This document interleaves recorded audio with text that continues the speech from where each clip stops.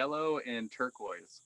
So it was yellow and Oh, turquoise for like a month, and then I threw in some pink to see what would happen, and the yellow turned orange, and the turquoise turned purple.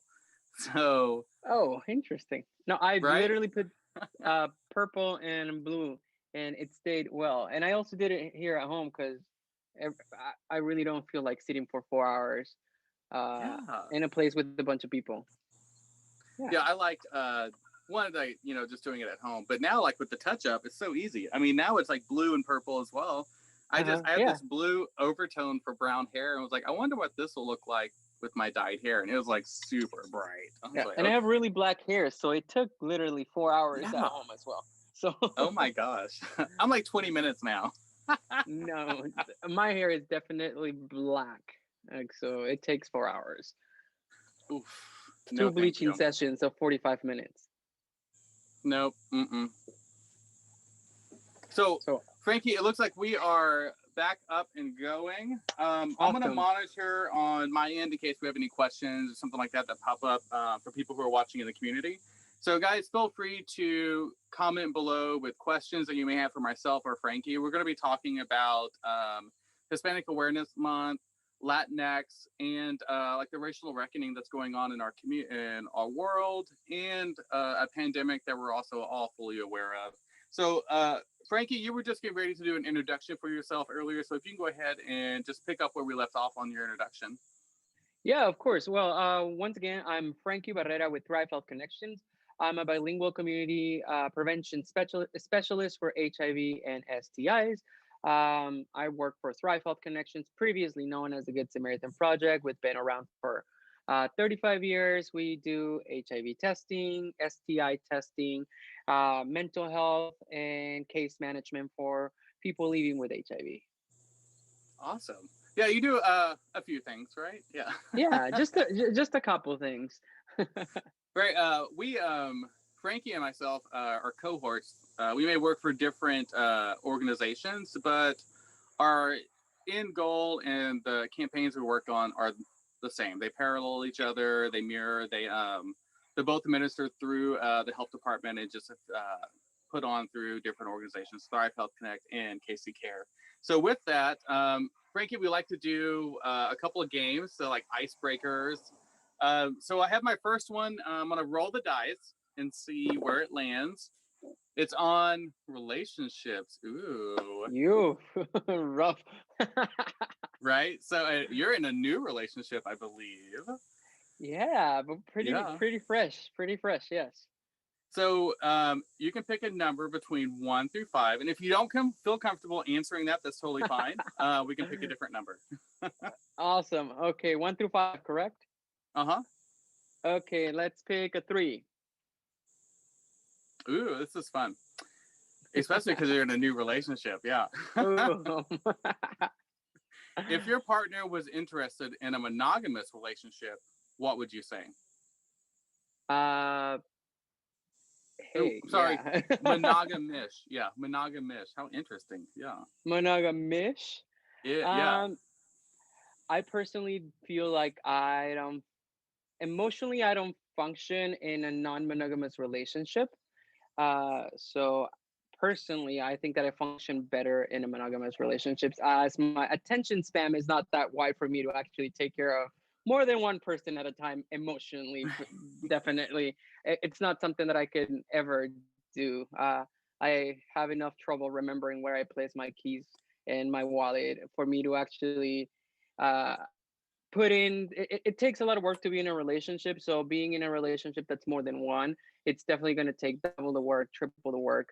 And I find that there is people that are capable of doing that, and I think it's perfect and it's beautiful that love can be interpreted in so many ways, but I'm just not that person. I don't find myself capable of that. I couldn't find my headphones this morning and I looked for them for 2 hours. So I think for myself, in the past, I've answered this question in regards to like, are you in an open relationship or what is your relationship status or something along those lines.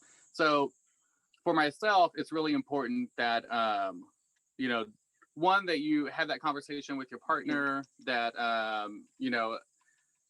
say make sure you set down your ground rules, what you're comfortable with. Consent is sexy, and even you need consent in a relationship as well. And so I think, for myself, when we moved from a monogamous to a monogamish open relationship down the road, like what that looked like, we went to counseling and we talked to, our counselor about what our ground rules were, what we're comfortable with, what we want to share and don't share, and direction we take our relationship. So it's really important, I feel like, to empower yourself to have that conversation and to know that how you define your relationship is acceptable. Like it doesn't have to fit a Yeah. mode of like a heteronormative or a queer identifying relationship. It's your relationship. You define it. Yeah, I feel like there is not one strict way of loving, and I feel like if what you and your partner agree and consent to, it's going to be monogamous or monogamish. It's definitely different forms of love, and they're all acceptable, and I think they're all uh there shouldn't be any judgment on how you choose you to live your love life as well. So Yeah, I agree completely.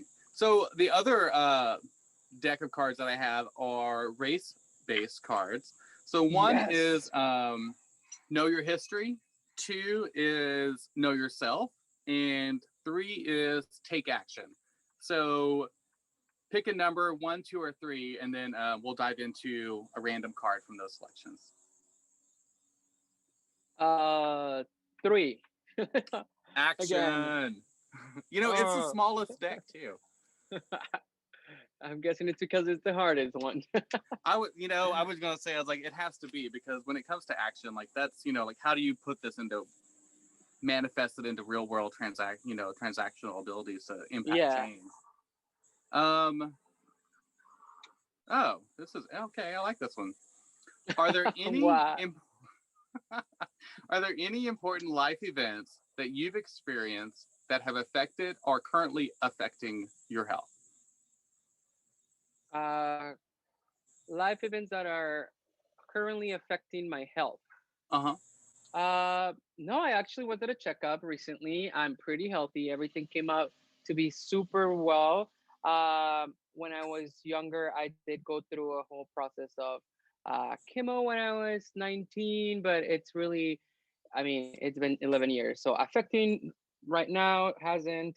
So no, pretty healthy. There hasn't been any life events that are affecting my health currently. That's awesome. Yeah. Well, as I Except said, that I might have COVID. well, yeah.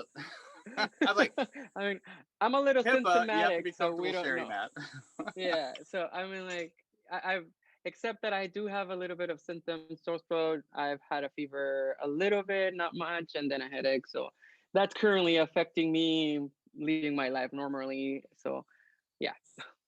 Yeah. Speaking of COVID, which I mean, I am just getting over COVID. Which is a reason why we've been delayed in our filming as well.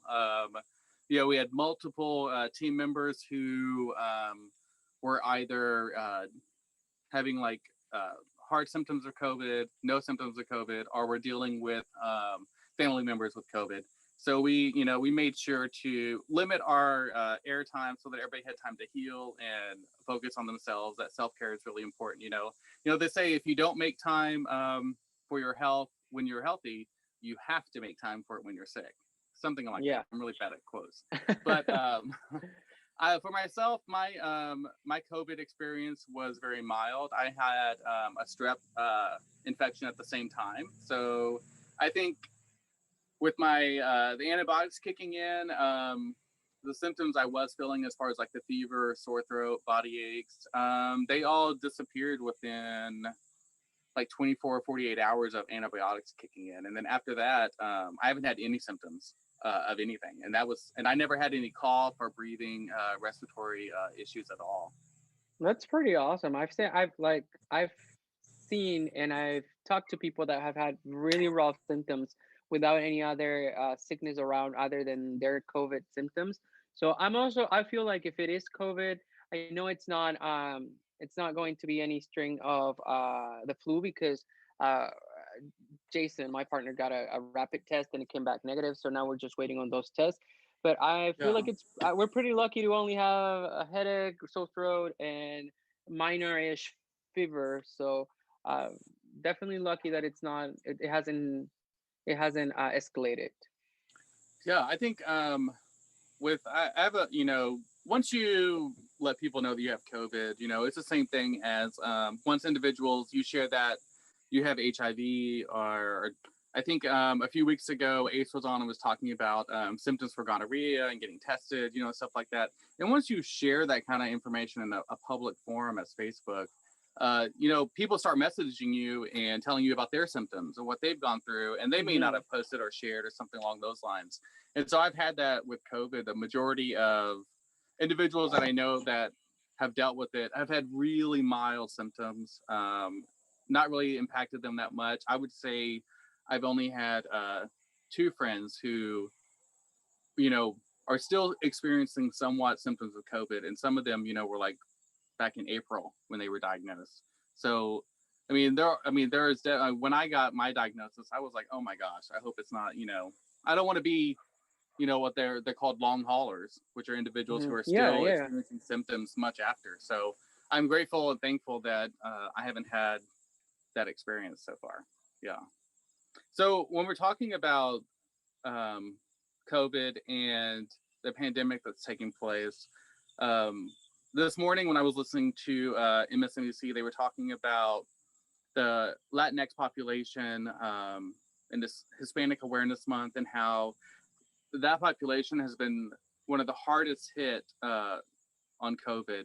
And what have you like? Has there been any talk, with individuals that you're working with, or have you seen through your programming on how just in our metro area, Hispanic, Latinx community members are managing and dealing with this pandemic taking place in their community? Yeah, yeah, I've definitely had experience. I have experienced it firsthand. It's definitely something that has that it has affected the community, mainly because of how the resources are actually taken out into the community. Personally, I'm Mexican American, first generation, born American in the U.S. So most of my family is Spanish speaking, and part of like them actually looking for care has been a little bit of a struggle due to language, and also that they're a little skeptical and scared of what's going to happen once you actually get if you get tested and you test positive. Some of them are not going to test because they say like if they actually test positive, they can't show up to work, so they can't provide for their families. Other people have completely lost their jobs, so they have to stay home and take care of their kids or a sick relative, and they can't actually go get in to get tested, and nevertheless to go get actual care for it. So I have seen it firsthand with a couple of people where they're very afraid of testing positive and they're ignoring their symptoms and they continue to go on to work with those symptoms. I have seen people that don't have any symptoms but are really afraid of if they do, they're going to be missing work, and so they won't be able to provide for uh, for their families. So I feel that just like any other minority where English is not the native language, we are going, or the Latinx and Hispanic community are definitely taking a little bit of a harder hit with it because it's the fear, it's the language, it's the cultural and the upbringing that they are afraid of many things and distrustful because of the system also has taken into that this place where they can't trust uh healthcare very much. And Mhm. in my case, well, that's what I strive to make sure that they understand that healthcare is to be trusted. So yeah. Yeah, and I think I remember in 2016 when I first joined Casey Care. It was right after the election, and one of my first community health worker meetings, or regional community health worker meetings, I went to. It was directed on that conversation, the Latinx Hispanic population, and the projected decline in them accessing medical care, because worried about with Trump being elected, how was that going to Hmm. impact them as far as deportations, individuals who are undocumented, and especially with trying to seek medical care, and sort of being entered into a system, and then being categorized, or people being aware that they're in the country at that point.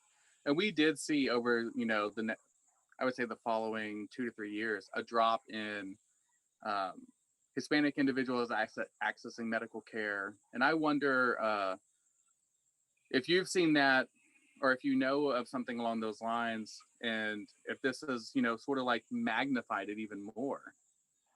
I definitely seen it. I've worked at Casey Care exactly after the election on 2016. I started at Casey Care on 17, and I did see the numbers dropping on the Latin X and Hispanic community, afraid of being branded as certain uh, demographic of immigrants with no legal status and stuff like that. At the front desk, interpreting would I would get those questions. This is going to get me on a system that I'm going to have to worry about.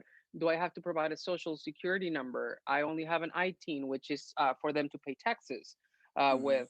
And it's like, is this going to affect me later? And there was all these questions. And I did experience the fact that some people would not actually want to even get signed up for free care or care on a sliding fee scale because they were afraid that not having a social security or saying that they don't have one or providing an ITIN would actually take them into jeopardize what they had worked so hard Mm-hmm. for. So yeah, definitely I seen it. I did see a decline in people wanting to after the election for sure.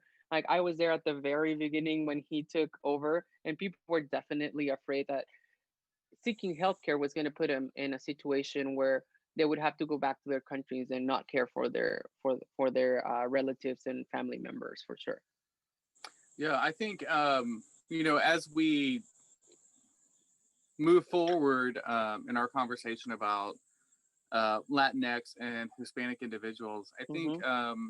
it's important to touch on. I read an article last night about those words themselves. So, like the Latinx community, Latino, Latina, Hispanic, Hmm. Mexican American, Cuban, I mean, Puerto Rican, and then it had a whole list of breakdowns between like Cuban, Puerto Yeah, Rican, Honduras, like this whole area of like depending on where you are and who you it's identify very with. And I was like, what it's is that like in your community so when there's such not a stratification, but such a dynamic way to identify. And then you have the Latinx, which is new, and I think the article said 5 to 3% of the population actually identifies with using the term Latinx outside of and a not very much. uh, an organizational or governmental role. Outside of that, Latinx is not typically used in the community or in the public, I It guess. Yeah, it's definitely not used in the public. It's trying to become a little more my idea of Latinx is not so much as we need a label for everyone. I think it's very difficult to globalize every Spanish speaking or Latino descendant uh, sorry, individual into one just one label. I think it's not about the labels, but definitely Latinx. It's harder for people to accept. But we have to think over the fact that everybody needs an identity, and some people don't find it in a gender normative, definitive labels. So you have to give them the option to have something more out there and something that's a little not maybe not in globalizing but a little more accepting of everyone out there. We have to stop thinking that Latinos, Latinas, Hispanos, and Hispanas have to understand that they're not the only genders existing in the world, and that there is more people that we should be including um, into that encompass, of it. So uh, I have found resilience when it comes to Latinx a lot. Yesterday, when I posted Latinx Heritage Month, I got over 15 messages where people were like, really Latinx or really Wow. and I was like, well, what would you like me to use? And they're like, would you like me to use the term Hispanic? And I had this really amazing conversation with someone that was very uplifting to hear it, because they were like, Latinx comes from the government trying to globalize us into one category, but Hispanic comes from a place of ownership where we were owned and conquered by people who were unkind to us and the indigenous people of our countries. So he says, I identify more as of my country of descendants, which he's Mexican. And I'm like, I completely understand this, but if I go through all the Latin countries, we're never gonna end.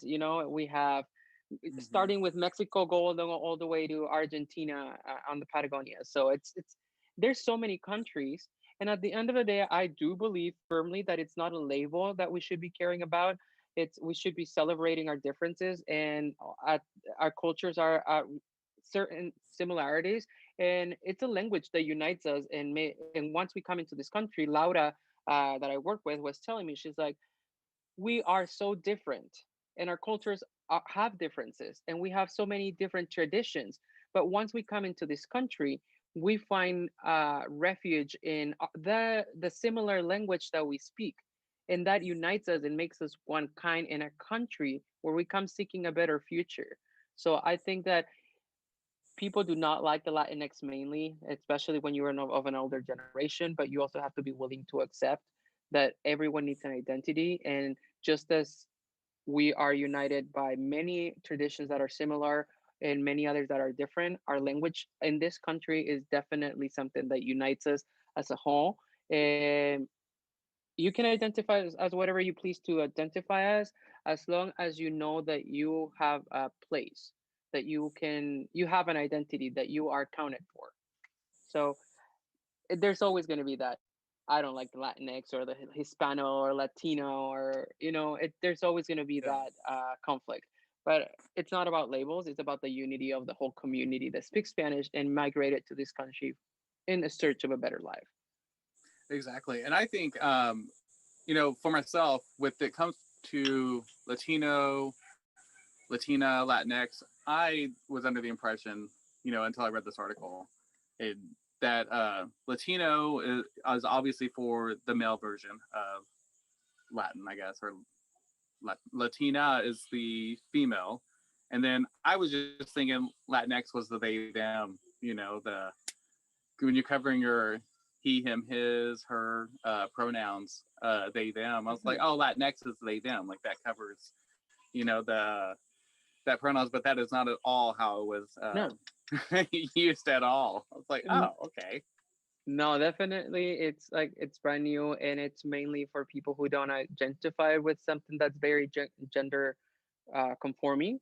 Uh, Mm-hmm. I personally, and I think you know this, I've made great emphasis on my contract to change my contract to Latinx, not only because I feel that it's more inclusive, and I really fight for this because I want to be inclusive of my entire community. And I feel that it's the closest that I'm going to get, at least in my time, or in the time that I've started this position, to globalize my services, not the people, but my services to my community, to the community, to Mm-hmm. the Spanish speaking community, to people of South Central and Mexico, America, people who come of those descendants. So I'm in globalizing my services with that, but not the people. The people can choose to be identified as however they feel more comfortable with, and we have to be respectful of. But we also have to be patient in the fact that not everyone's going to remember how you want to be identified. So you are going to have to Mm-hmm. remind them and not feel it as an offense, but feel it as they're asking, so they care, kind of thing. Yeah, and I think when you're looking at the way you just broke down, the different labels, of identifying, uh, Hispanic, Latinx, Mexican American, depending on where you're from, and how you personally identify towards your ethnicity. How does that come into play now, thinking about the racial reckoning that is taking place, or social justice movement within our nation and globally as well, with individuals who are coming together for Black and Indigenous people of color? Like, how is that impacting your community and the people you work with? So definitely, it has a great impact on my community. I've seen the kindness within color, people of color come out, and we are willing to defend each other, whether we are uh, of the same ethnic background or not. I definitely have seen it. I was at one of the protests, and I was living the fact that my community, like I've said, South American and Central American descendant community was there to support such a valid movement. You know, such a time where we definitely can identify it, because within our own countries we had to suffer that uh, through other all of this that they are going through. We try to be empathetic of it and make sure that we are there for them. It's definitely the new generations are the ones that are fighting more and more and uniting and trying to create those bridges to make sure that at the end of all of this, it's not about the fact that they're different people and we don't really care about it. It's the fact that we are all to be standing together for something that Mhm. it's socially just, and it's a basic human right. And I have seen that in my community, and I think it's amazing to see that there is more people wanting good and wanting justice and wanting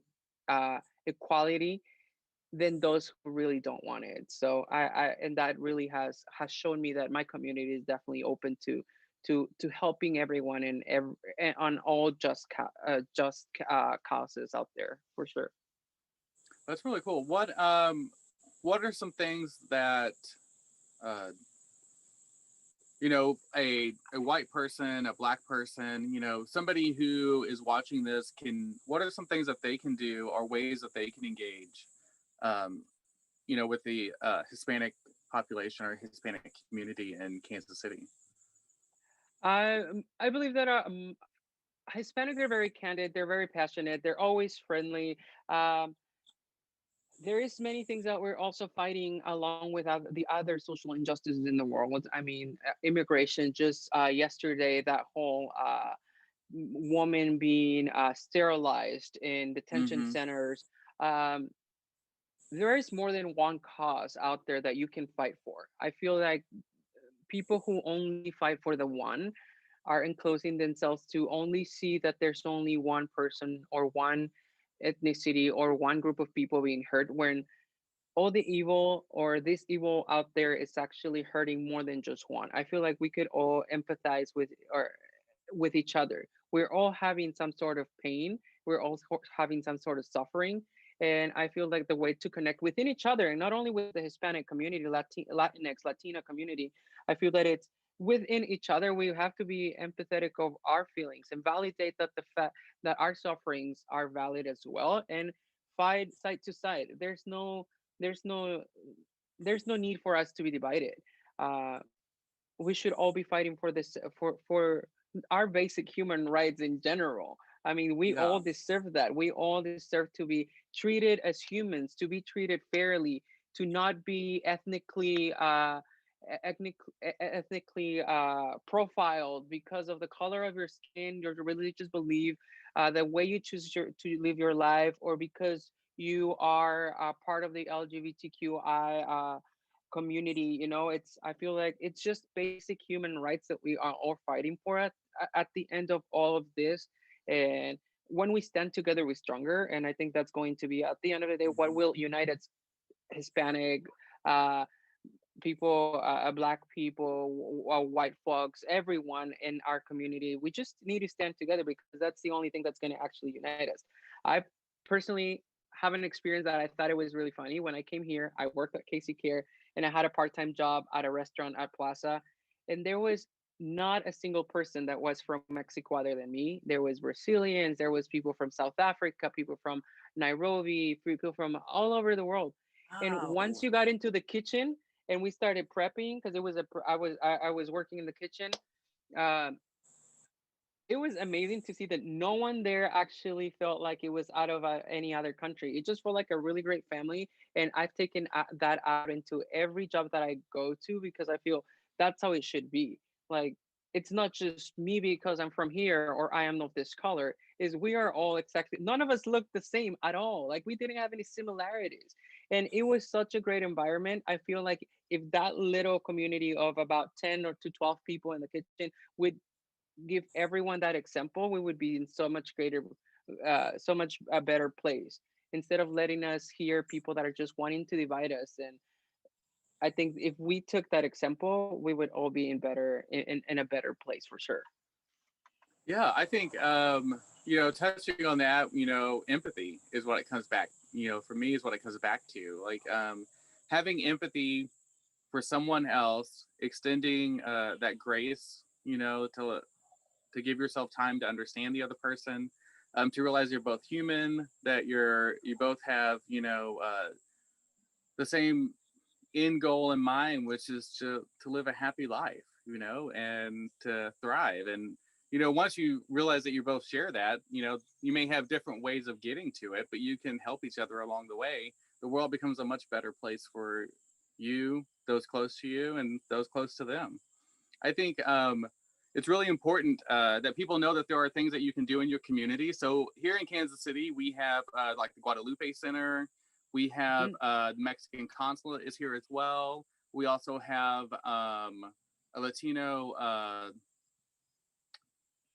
Chamber of Commerce. I don't remember what it's called. It's off of like Yeah, 10th, like where the library's at. It's right off of like yes. 10th. So there is the Guadalupe Center, which helps a lot of families get a lot of their services. Also, they have a school Mm-hmm. for Spanish speaking students that helps them transition to an English or English as their second language and learn English. We have also the Mexican consulate. Having a Mexican consulate in Kansas City is a privilege. We are the third biggest Yeah. minority in Kansas City. So, the biggest minority in the United States and the third here in Kansas City. So it's a privilege. They help people not only you don't have to be from Mexico to seek their help. There's a lot Mm-hmm. that they can actually provide for you. The Latino Chamber of Commerce, which is off of 10th by the library. There's many resources like Don Bosco, which is Oh kind of like yeah. Guadalupe Center, but it's a little bit smaller. Uh, there is many churches of religious affiliations, of course, that cater to the Latino community, and you don't have to belong to the religious clear to in order to go and seek the help. So there is definitely help out there. Casey Care has so many people that speak Spanish and cater to the Latino Hispanic community. Thrive has me, Laura, Era, who is another of our bilingual case managers. Uh, I feel that the resources are out there. It's just that now we have to get them to them. It's very hard to get it to them and for them to actually Mm-hmm. come. It's more of like you actually have to offer the service and kind of push them to actually take it when they need it because uh, um we're a very proud community. We like to be proud of working hard on our things, and sometimes it's hard for us to understand that sometimes we do need the help. Yeah, I wonder what would be a good way to engage those individuals in services, because I've done health fairs in the past, in the Hispanic community, where I'm the English speaking person. I do not speak any Spanish, and thankfully Hugo was with me at the time, who I Mhm. think had your prior position, and Yeah. so yeah, he would thankfully do the translating, at our tables and everything. But it was very rare that a male came up and engaged with us. It was typically females that came up and engaged with us, asked questions, say for sex kits, things like that, engaged in testing. It was very rare that males engaged.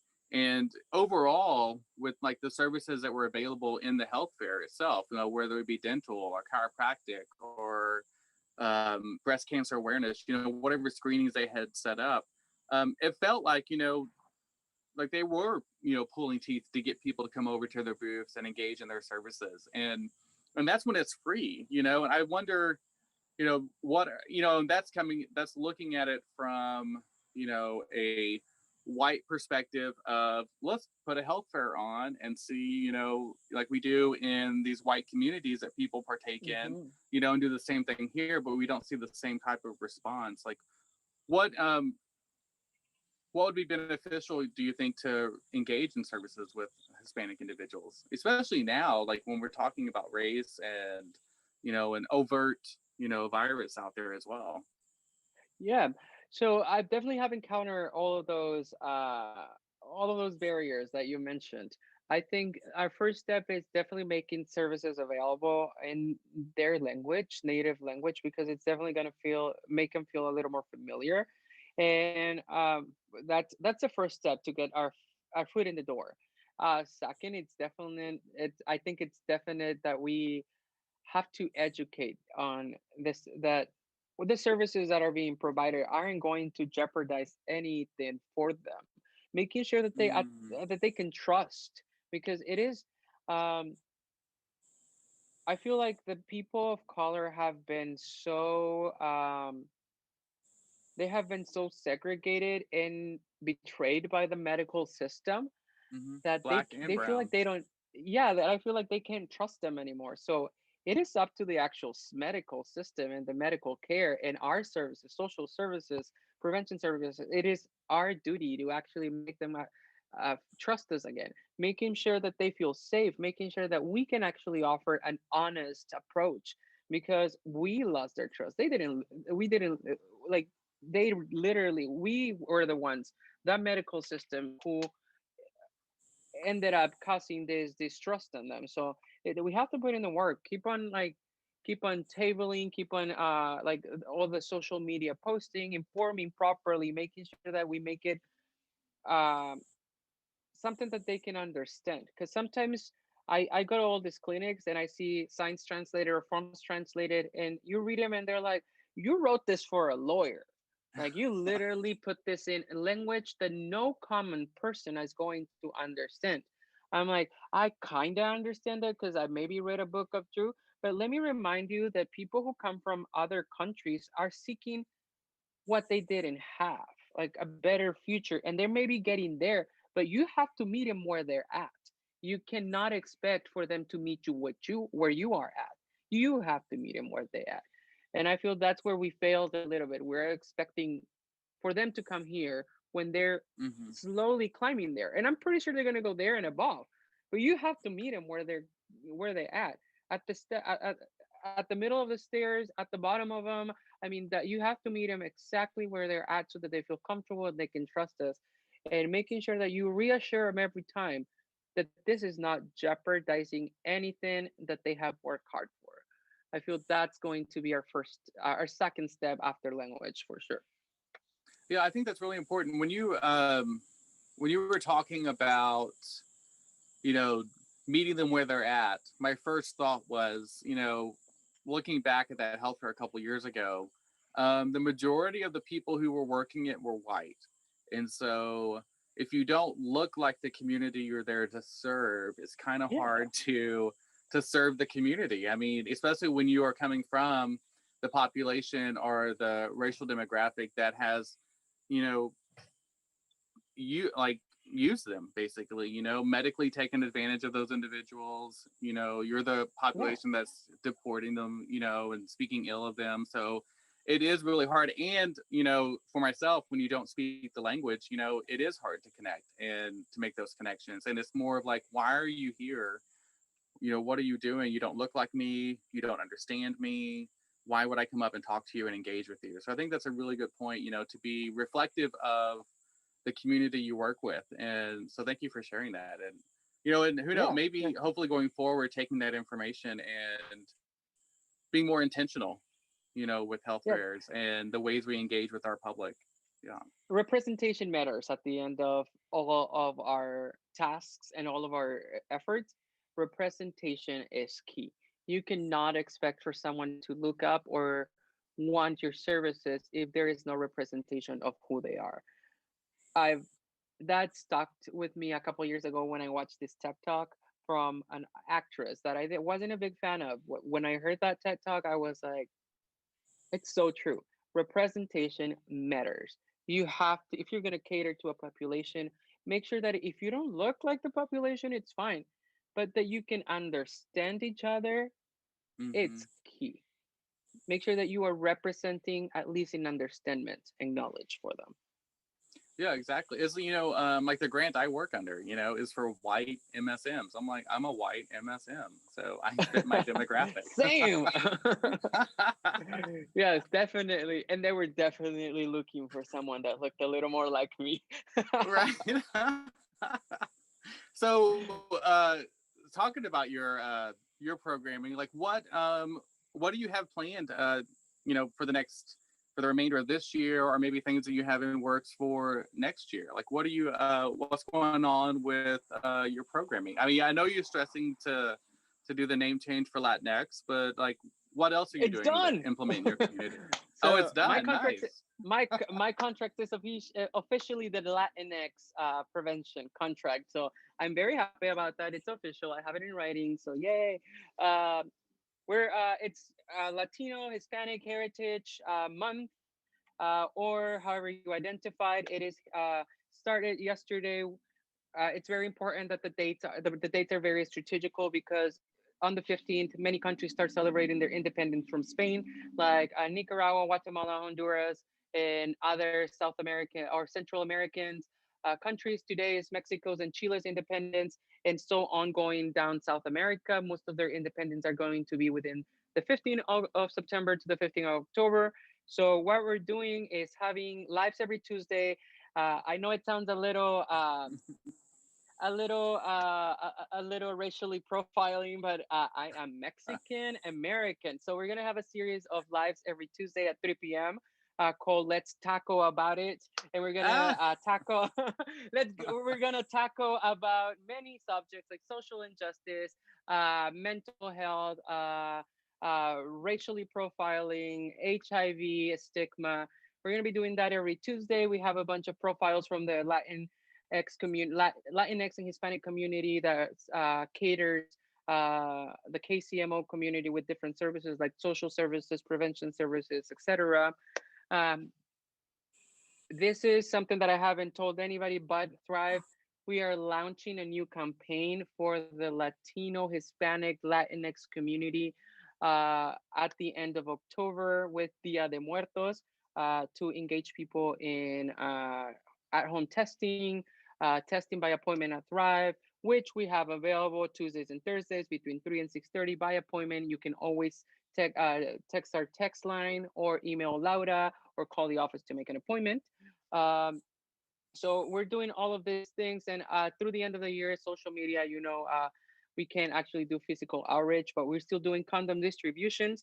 I mm-hmm. started a new network of condom distributions at restaurants because I feel that people are not clubbing as much or going to the bars as much. So we have the classic cup, ragazza, I have the bunker, and I have Cafe Corazon, which I encourage all of you to visit all of those places. They're amazing. They're owned by amazing people, LGBTQ allies, people that care about sexual health and feel no shame in sharing the information. So that's the kind of business you want to support. Some of them are minority owned.